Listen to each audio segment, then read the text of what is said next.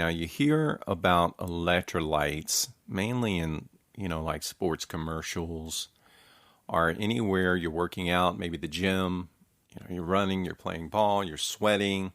Say you're getting rid of those electrolytes, right? You're depleting those.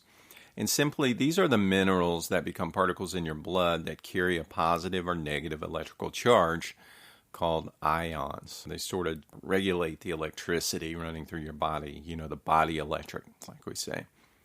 So they are energy, and just like your power grid at home, which requires electricity for many things to function, many essential things, like the gaming system, right? If the source is low, you're going to experience a brownout in the house. The lights are dim, come back on or dim.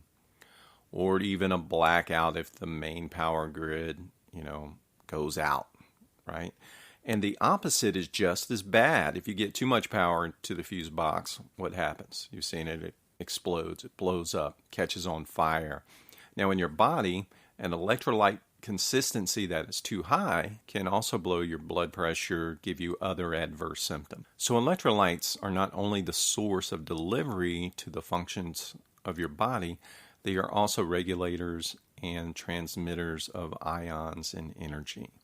Now, I was going to try to cover each of the main electrolytes in this podcast.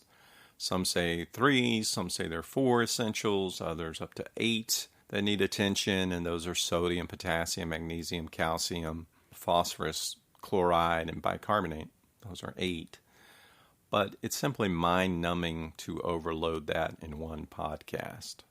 So I'm going to talk about today just about sodium, and it's mixed with chloride and salt, sodium chloride. So you got 2 there. So without sodium, you die, just like water. Without water, you die, right?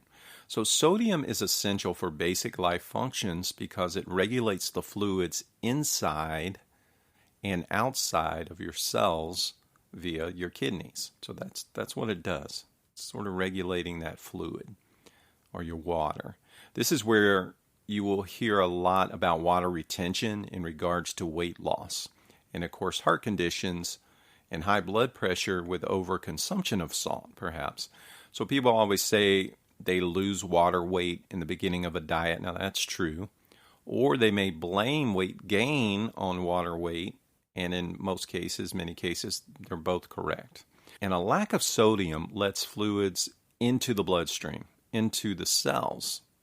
So bypassing, sort of the stop sign and the get out by the kidneys, they get the green light just to go on forward.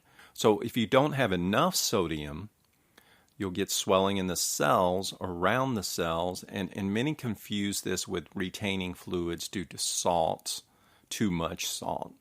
But in many cases, it's the lack of sodium that's holding on to the water in the cells themselves. Now, before you rush to grab that bag of salted pretzels, peanuts, or put the anchovies on the pizza with your case of beer, there's another villain condition, and I'll shorten it just to say ODS. That's all you need to know. You can Google it. But the symptoms are like all the other ones. They're terrible, right? And basically, this is when you increase sodium levels too quickly. And this is why the hospital, it takes hours to go through that IV bag of sodium chloride they give you, because they want to give you a slow increase of that electrolyte, because giving you too much too fast is going to also cause problems. And sodium is really pitted, isn't it, as a necessary evil? But it's not evil at all. It's just the way we use it in our modern world. I mean, it gives it a bad rep. Now, with 365 Life Recovery focusing mainly on nutritional recovery, the assumption is that your sodium is most likely low, just out of whack, right?